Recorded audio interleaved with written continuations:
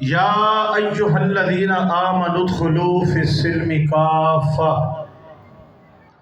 ایمان والو اسلام میں پورے داخل ہو جاؤ۔ سمجھ آ رہی ہے؟ سمجھ آ رہی ہے؟ سبحان اللہ۔ آپ کو دوبارہ لائن پہ لگانے کے لیے ابھی تو 2-3 منٹ لگیں گے نا۔ سمجھ آ رہی ہے؟ سبحان اللہ۔ اس کا مطلب کیا ہے؟ کلمہ پڑھا ہے، نماز بھی پڑھو۔ جب ایمان لائے ہو، کلمہ پڑھ لیا ہے تو اب روزے بھی رکھو۔ جب ایمان لے آئے ہو، کلمہ پڑھا ہے تو اب زکوٰۃ بھی دو۔ ایمان لے آئے ہو، کلمہ پڑھا ہے، اب سچ بھی بولو۔ ایمان لائے، کلمہ پڑھا، اب ماں باپ کی عزت بھی کرو۔ ایمان لائے، کلمہ پڑھا، اب اپنی زبان میں کچھ مٹھاس بھی پیدا کرو، کچھ اخلاقیات بھی سیکھو۔ ایمان لائے، کلمہ پڑھا، اب سود سے دور رہو نا۔ مسلمان کا اور سود کا کیا واسطہ؟ اب رشوت کا اور مسلمان کا کیا واسطہ؟ چھوڑو رشوتیں۔ جوا اور مسلمان کا کیا واسطہ؟ چھوڑ دو جوئے۔ جب اسلام مکمل ضابطۂ حیات ہے تو پورا اسلام اپنا لو۔ ادھا دتو رتا بڈیر کیسا مسلمان ہے؟ کلمہ پڑھتا ہے، نماز نہیں پڑھتا۔ کلمہ پڑھتا ہے، زکوٰۃ فرض ہے، زکوٰۃ نہیں دیتا۔ کلمہ پڑھتا ہے، ماں باپ کی عزت نہیں کرتا۔ کلمہ پڑھتا ہے لیکن رشوتوں کے لین دین چلتے ہیں۔ کلمہ پڑھتا ہے لیکن بہن کا حق کھا گیا، ماں کا حق کھا گیا، بھائی کا حق کھا گیا، بیٹی کا حق کھا گیا۔ یہ کیسا مسلمان ہے؟ شریعت مطہرہ نے بیٹی کا حق بتا دیا، بیٹے کا حق بتا دیا۔ وہ کیسا باپ ہے جو بیٹوں کا حق کرتا ہے، بیٹی کا حق نہیں دیتا جائیداد سے؟ اور وہ کیسے بھائی ہیں جو اپنا تو حق کرتے ہیں لیکن بہن کا حق نہیں کھاتے دیتے؟ دو بھائی ہیں، ایک فوت ہو گیا، چھوٹے چھوٹے بچے چھوڑ گیا۔ دوسرا بھائی بیوہ کا مال کھا گیا، یتیموں کا مال کھا گیا۔ میرے بھائیوں، کس زندگی میں، کس دنیا میں ہم زندگی بسر کر رہے ہیں؟ اور جی چاچا کھا گیا، ماما کھا گیا۔ میں نے کہا یہاں باپ بیٹی کا حق کھا جاتا ہے، بہن کا حق بھائی کھا جاتے ہیں، بھائی کا حق کھا جاتا ہے۔ جہاں پہ خون کے رشتے سفید ہو چکے ہیں، تم چاچے مامے کی بات کرتے ہو؟ ہرس، ہوس، لالچ نے ہمیں اتنا اندھا کر دیا ہے، نہ ہمیں قرآن کی خبر ہے، نہ حضور کے فرمان کی خبر ہے۔ پیسہ ہو چاہے جیسا بھی ہو، جب کلمہ پڑھا ہے، ایمان لائے ہو تو کچھ شریعت کو اپناؤ نا۔ آئیے میں اس حوالے سے 2-3 باتیں آپ کے گوش گزار کروں گا، اللہ کرے ہمیں سمجھ بھی آئے اور مالک ہمیں عمل کا جذبہ بھی نصیب فرمائے۔ پہلی گزارش پوری توجہ دینا میرے بھائی۔ ہائے ہائے ہائے ہائے، آج فی زمانہ ماں باپ کے لیے سب سے بڑا مسئلہ اولاد ہے۔ سب سے بڑا مسئلہ اولاد ہے۔ 2 صورتیں ہیں۔ پہلی صورت، اولاد ہے نہیں۔ ماں باپ کی زندگی کی سب سے بڑی خواہش ہے کہ ہماری اولاد ہو جائے۔ وہ مسجدوں میں مانگیں گے، مزارات پہ اللہ پاک کے حضور مانگیں گے، بزرگوں سے دعائیں کرائیں گے، یا اللہ ہمیں اولاد دے دے، اولاد دے دے، اولاد دے دے۔ سب سے بڑا مسئلہ اولاد ہے کہ اولاد مل جائے۔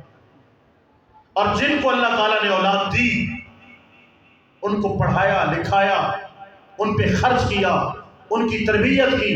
جب جوان ہوئے، ماں کو آنکھیں دکھاتا ہے، باپ کے سامنے اونچی بولی میں بات کرتا ہے۔ اب ماں باپ کے لیے سب سے بڑا مسئلہ اولاد ہے کہ اولاد نافرمان ہو گئی ہے۔ ماں باپ کی کل کمائی اس کا بیٹا اور اس کی بیٹی ہوتی ہے۔ ساری زندگی کی پوری ماں باپ اپنی اولاد کے لیے خرچ کر دیتے ہیں۔ وہی اولاد آنکھیں دکھائے تو ماں پہ کیا گزرے گی؟ وہی بیٹا آنکھیں دکھائے تو ماں باپ پہ کیا گزرے گی؟ میرے جوان سن، تو گھر میں گیا، تو نے منہ مچوڑ کے باپ سے بات کی، ماں سے بات کی، تو اپنے روم میں چلا گیا، کمرے میں چلا گیا، تجھے کون بتائے تیری ماں ساری رات روتی رہی، تیرا باپ ساری رات آہیں بھرتا رہا۔ نافرمان اولاد، تجھے کیا پتا کہ تیرے باپ کا دل اندر سے پھٹ چکا ہے، تیری ماں کا جگر چھلنی ہو چکا ہے۔ ماں باپ نہیں ٹوٹتے، بڑی ہمت ہوتی ہے، بڑی طاقت ہوتی ہے۔ یہ تب ٹوٹتے ہیں جب ان کا بیٹا نافرمان ہو جائے یا بیٹی نافرمان ہو جائے۔ ایک بندہ کسی کاروبار میں انویسٹ کرتا ہے، ادھر سے مانگا ادھر سے مانگا، لگایا لگایا لگایا، جب پھل کھانے کی باری آئے تو ساری موڑی ضائع ہو جائے، سارا بزنس تباہ ہو جائے، کیا بچے گا اس کے خالی ہاتھوں میں؟ میرے بھائیو، اولاد کل موڑی ہوتی ہے۔ کبھی پوچھو اس باپ کے سینے سے جس کا بیٹا منہ موڑ کے بات کرتا ہے، کبھی پوچھو اس ماں سے جس کی بیٹی اپنی زبان سے اپنی ماں کو زخمی کرتی ہے۔ سن لو، ماں باپ کے لیے دنیا میں سب سے بڑا دکھ یہی ہے کہ بیٹا نافرمان ہے یا بیٹی نافرمان ہے۔ تو سکھی رہے گا؟ ماں کو رلا کے تجھے سکھ ملے گا؟ باپ کا دل زخمی کر کے تجھے سکھ ملے گا؟ نہیں۔ میرے آقا پاک نے فرمایا جس پہ ماں باپ ناراض ہے اس کی نماز، روزہ، حج، زکات کچھ بھی قبول نہیں ہے۔ ماں باپ ناراض ہے، مسجد میں گیا، اعتکاف بیٹھ گیا، خالی جھولی جائے گا، خالی جھولی آئے گا۔ درباروں پہ مزاروں پہ گیا، خالی جھولی جائے گا، خالی جھولی آئے گا۔ غوث پاک کے قدموں میں چلا جا، غوث پاک کے قدموں میں چلا جا، مدینہ المنورہ مکہ پاک سے ہو کے آ جا، خالی چھوڑی جائے گا، خالی آئے گا۔ جس پہ ماں ناراض ہے، جس پہ باپ ناراض ہے، کھوکھلا ہے، خالی بانڈا، کچھ نہیں ہے اس کے اندر، چاہے قرآن کا حافظ ہے، چاہے دین کا عالم ہے، چاہے کسی بہت بڑی گدی کا سجادہ نشین ہے۔ جس پہ ماں باپ ناراض ہے، اللہ کی رحمت نے اس سے رخ پھیرا ہوا ہے، وہ لبیک کہتا ہے، اسے لا لبیک کی آواز آتی ہے۔ اور اگر ماں باپ راضی ہے، تجھے کہیں جانے کی ضرورت نہیں ہے، تو گھر میں بیٹھے جھولی پھیلائے گا نا، یہ جھولی واپس بعد میں آئے گی، ادھر سے خیرات پہلے عطا کر دی جائے گی۔ ایسے ہولے نہیں ہیں ماں باپ جیسا تم نے سمجھا ہے۔ ہر گناہ گار کی ایک سزا ہے، اسے مرنے کے بعد دی جائے گی۔ ماں باپ کے گناہ گار کی دو سزائیں ہیں، دنیا میں ذلیل ہوگا اور آخرت کی ذلت بھی اس کا مقرر ہے۔ میرے بھائیوں، میرے بچوں، میرے بیٹوں اور پردے میں سننے والی میری بہنیں، میری بچیاں، اگر ماں باپ زندہ ہیں تو ان کی قدر کرو، ان کی عزت کر لو۔ جب ان کی چارپائی گھر سے چلی جائے، گلیاں سنیاں اجاڑ نصیبت میں کو ویڑا کھامن آوے، یار فریدہ ہوتے کی وسنا جتے یار نظر نہ آوے۔ خالی گھر کھانے کو دوڑتا ہے، باپ کی چارپائی کی طرف نہیں دیکھا جا سکتا۔ ماں کا خالی کمرہ کھاتا ہے۔ جس کی ماں گھر میں ہے، جس کے باپ گھر، اس کو کیا پتا ماں باپ کیا ہے۔ جب یہ چلے جاتے ہیں ایسے لگتا ہے آسمان سر سے اٹھ گیا۔ میرے بھائیوں، میری یہ گزارش ہے، پہلی گزارش میں نے عقیدے کے متعلق کی ہے، یہ دوسری گزارش ہے، ماں باپ کی قدر کرو، ماں باپ کی قدر کرو، ماں باپ کی قدر کرو۔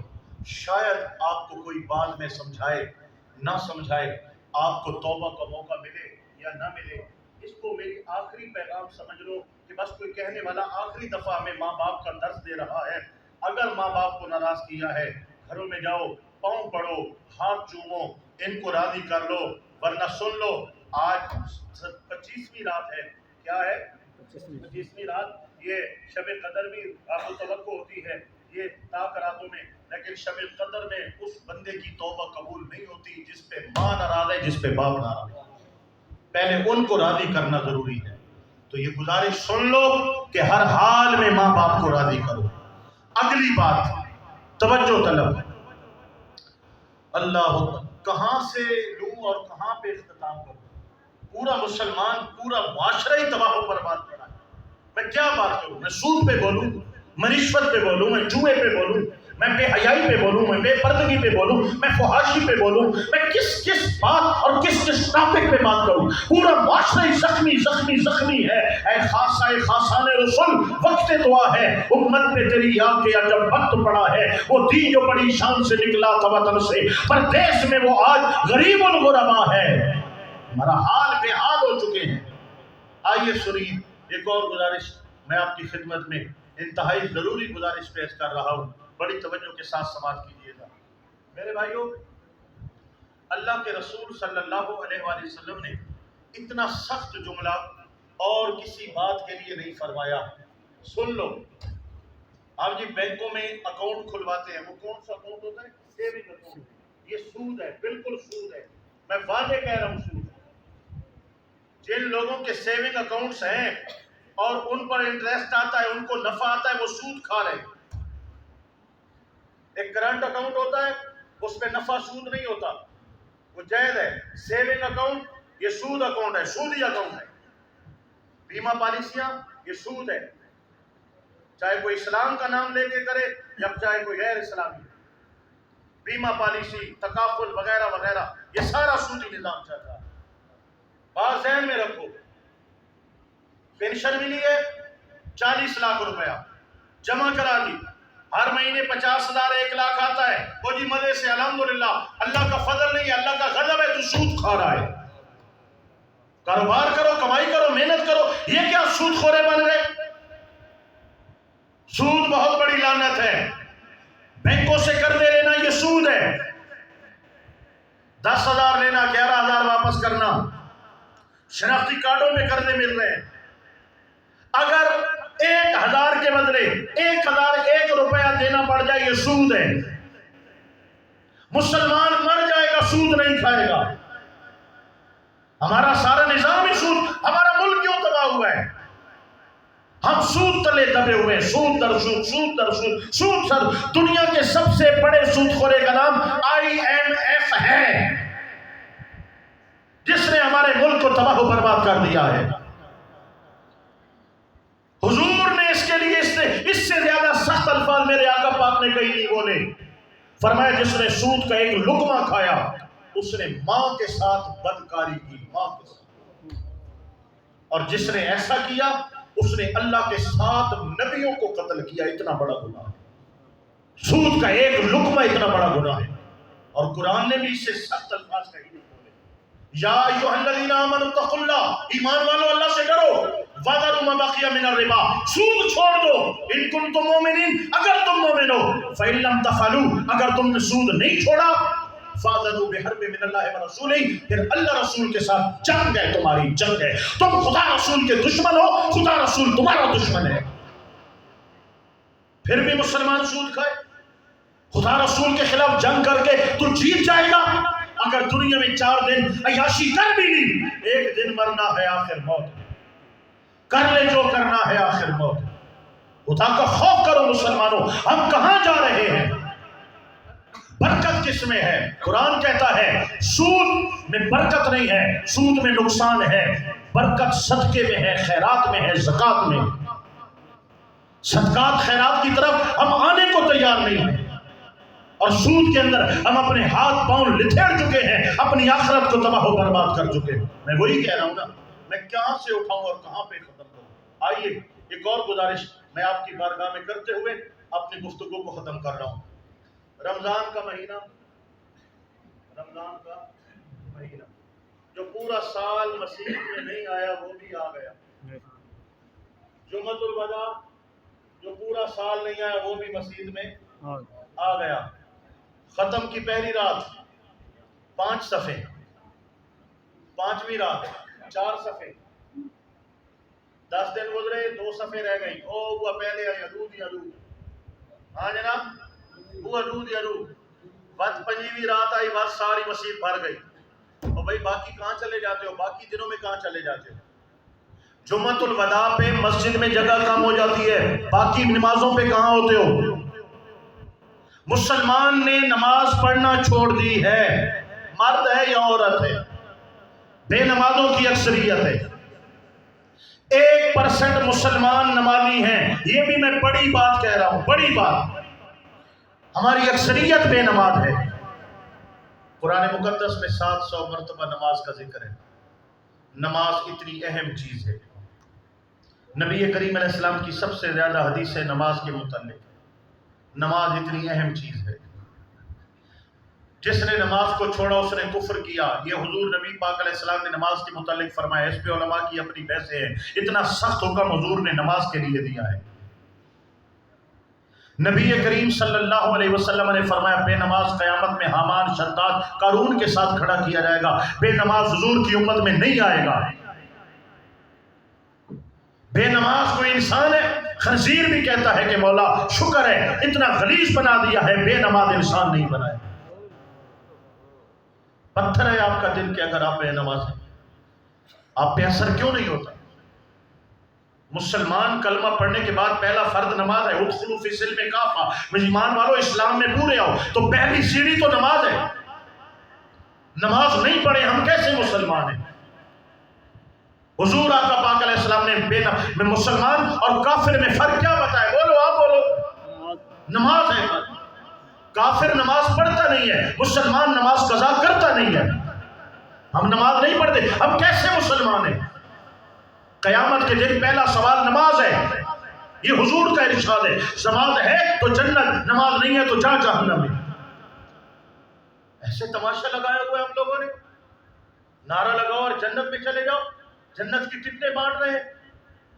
اگر جنت اتنی سوکھی ہوتی کربلا میں اتنا بڑا جوان حالت سجدہ میں جان دیتا۔ حسین بیٹے، بھانجے، بھتیجے، بھائی سب فدا۔ نماز کا وقت ہے، جان ادھر نماز۔ فرمایا سجدے میں جاؤں گا، سر کٹاؤں گا، جان دوں گا اور بتاؤں گا لوگوں جان بعد میں ہے، نماز پہلے ہے۔ ہم حسین حسین حسین تو کرتے ہیں، کربلا کا شاہ حسین، بولو کربلا کا شاہ حسین، یا حسین یا حسین، کربلا کا شاہ حسین، کربلا کا شاہ حسین، کربلا کا شاہ حسین۔ امام علی مقام امام حسین رضی اللہ تعالیٰ عنہ جب کربلا جا رہے تھے، کوفہ جا رہے تھے، فرزوق شاعر ملا راستے میں، حسین کہاں جاتے ہو؟ فرمایا کوفہ۔ کیوں؟ فرمایا بلایا ہے۔ اس نے شعر پڑھا، شعر کا ترجمہ سنیے گا۔ اس نے کہا حسین کوفے والوں کے دل آپ کے ساتھ ہیں، ان کی تلوار یزید کے ساتھ ہے۔ بولو کیا تلوار؟ یزید کے ساتھ۔ دل کون ہے؟ حسینی۔ دل کیا ہے؟ حسینی۔ اور تلوار یزیدی۔ دل کیا ہے؟ حسینی۔ حسینی۔ تلوار یزیدی۔ یزیدی۔ اب سنو یزید کون ہے؟ یزید امام نے ہاتھ کیوں نہیں دیا؟ جواب، یزید ایک پلید آدمی تھا۔ یزید کیا تھا؟ یزید کی پہلی جو بات لکھی جائے گی، ہر مورخ نے لکھا ہے یزید بے نماز تھا۔ یزید کی پہلی بد خصلت، ہر مورخ نے لکھا ہے یزید بے نماز تھا۔ سمجھ آ رہے ہیں؟ حسین کٹ گئے، نماز نہیں چھوڑی۔ یزید کی پہلی بد خصلت کیا ہے؟ بے نماز تھا۔ لگتا ہے ہمارے بھی دل حسینی ہے، کردار یزیدی ہے۔ دل حسینی ہے، کربلا کا شاہ حسین، یا حسین یا حسین۔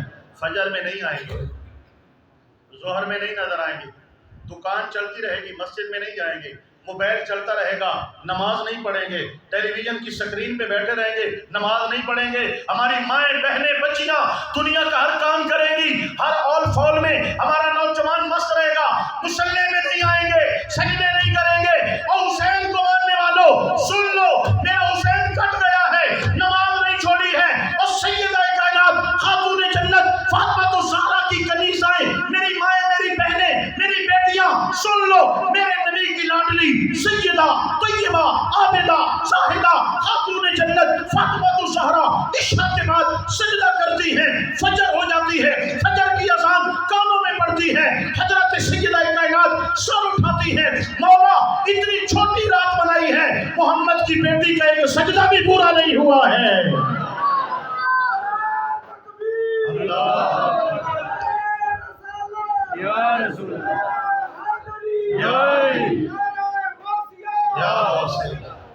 میرے بھائیوں، اب میں کیا کہوں؟ آپ کوئی بچے تھوڑی ہو کہ آپ کو ڈائریاں دی جائیں کہ یہ نماز پڑھی اور یہ نہیں پڑھی۔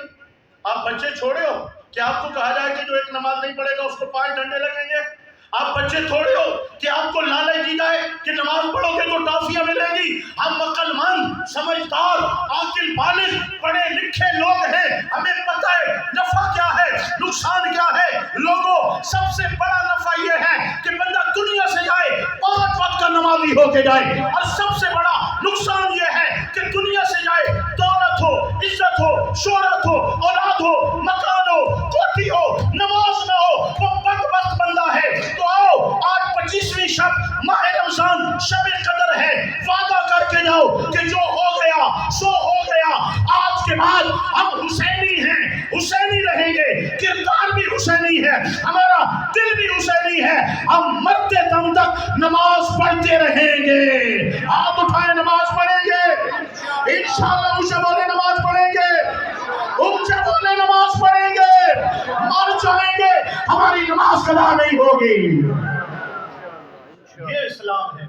ادخلوا فی السلم کافہ. یہ اسلام ہے میرے بھائیوں. آئیے میں ان الفاظ پہ اپنی بات کو ختم کر رہا ہوں. ہمارے مسلک حق اہل سنت والجماعت روز روشن کی طرح واضح ہے، روز روشن کی طرح واضح ہے. ہمارا نقصان کہاں ہوا؟ ہمارا نقصان کہاں ہوا؟ ہمارے نقصانات کی وجوہات بہت سی ہیں، جن میں سب سے بڑی وجہ ہمارے بے عمل جاہل پیر ہیں. بے عمل جاہل 2 نمبر 3 نمبر 4 نمبر ڈبہ پیر سب سے زیادہ نقصان پہنچانے والے اہل سنت کو یہ، اور ان کو پروموٹ کرنے والے آپ ہیں. جہاں آپ نے ننگا بابا دیکھا اس کو بھی سلام کیا، جہاں گندا بابا دیکھا اس کو بھی سلام کیا. جہاں پر بھی آپ نے کوئی میلا کچیلا بابا دیکھا اس کو بھی سلام کیا. جو بے نماز ہے آپ نے اس کو بھی سلام کیا. میرے بھائیوں، لٹے بنانے سے، بڑے بڑے بال رکھنے سے، کڑے پہننے سے، یا 2 گھنٹے بیوٹی پارلر پر لگا کے دلہن نما پیر بن کے آنے سے ولایت نہیں ملتی. ولایت شریعت محمدی کا نام ہے. ان 2 نمبر جاہل پیروں نے اپنے بزرگوں کے مزاروں پہ میلے لگائے ہیں، سرکسیں لگائی ہیں، رنڈیاں نچائی ہیں، وہاں پر خسرے نچائے ہیں. لوگوں نے کہا کہ دیکھو اہل سنت کیا کر رہے ہیں. ہم کس کس کو صفائی دے کہ یہ سنیت نہیں ہے، یہ سنیت کے دشمن ہیں. نوجوان نسل کو ان کی موویاں اور ان کے ویڈیو کلپ دکھا دکھا کر اہل سنت سے دور کیا جا رہا ہے. عقل کرو. آپ کی مائیں بہنیں آپ سے چھپ چھپ کے ان 2 نمبر پیروں کے پاس جاتی ہیں، گھر کے زیورات اٹھا کر کے ان کے ہاتھوں میں لے کے آتی ہیں. یہ آپ کے مال کے دشمن ہیں، ایمان کے دشمن ہیں، آپ کے گھر کی عزتوں کے دشمن ہیں. جہاں شریعت ہے، جہاں حیا ہے، جہاں سنت رسول ہے، جہاں مزارات پر شریعت کی ہر حد قائم ہے، وہ علماء، وہ مشائخ، وہ پیر، وہ قدی نشین ہمارے سر کے تاج ہیں. وہاں کی خاک ہماری آنکھوں کا سرما ہے. لیکن جنہوں نے اہل سنت کے نام پر صرف بلڈنگیں بنائی ہیں، صرف پراڈوز بنائی ہیں، صرف بڑے بڑے نام بنائے ہیں، اور لوگوں کو دھوکہ دیتے ہوئے شریعت سے دور کیا ہے کہ شریعت والے اور ہے، طریقت والے اور ہے. نہیں میرے دوستو، شریعت اور طریقت جب یہ مل جاتے ہیں تو تب ولایت نصیب ہوتی ہے، تب ولایت نصیب ہوتی ہے. پہلا نقصان ان لوگوں نے ہمیں پہنچایا ہے. دوسرا نقصان، میں وضاحت بہت ہے لیکن میں موضوع کی طرف آتے ہوئے میں اختتامی کلمات پیش کر رہا ہوں. دوسرا نقصان سب سے زیادہ ہمارے اہل سنت کے سٹیجوں سے ہوا ہے. اہل سنت کے سٹیجوں پہ غیر ذمہ دار مقررین، خطیب، ایسے غیر ذمہ دار، نہ کوئی موضوع، نہ کوئی بات، کوئی ادھر کی ماری ادھر کی ماری، اہل سنت کے نظریے کے خلاف اسٹیج پہ بول کے چلے گئے. ان جاہل خطباء نے اہل سنت کا قتل عام کیا. جب پیسے اہل سنت کے ہیں، سٹیج اہل سنت کا ہے، تو بولی بھی اہل سنت کی ہونی چاہیے. سٹیج سنیوں کا تھا، صبح خوشیاں غیر منا رہے تھے، کالے منا رہے تھے. پیسہ ہم نے لگایا، فائدہ دوسروں کے مسلک کو غداری کر کے چلے گئے. ایسے خطیبوں اور ایسے نقیبوں، نقیب نقب زنی کرتے ہیں، یہ ہمارے مسلک میں نقب زنی کرتے ہیں۔ نقیب لوگ کہیں پر سنجیدہ نقیب مل جاتا ہے، کوئی پڑھا لکھا نقیب مل جاتا ہے، ہر نقیب غلط نہیں ہے، کہیں پر ہوتے ہیں پڑھے لکھے سنجیدہ نقیب جو اپنے عقیدے کی پاسداری کرتے ہوئے بات کرتے ہیں، جو مسلک کا لحاظ رکھتے ہیں۔ اکثر نقیب وہ ہیں، وہ دیکھیں گے کہ پیسہ کس جملے پہ آتا ہے، جملہ دے رہا ہوں، مطلب کیا ہے بھائی میں دینا بھی تو صحیح کچھ دے ہو،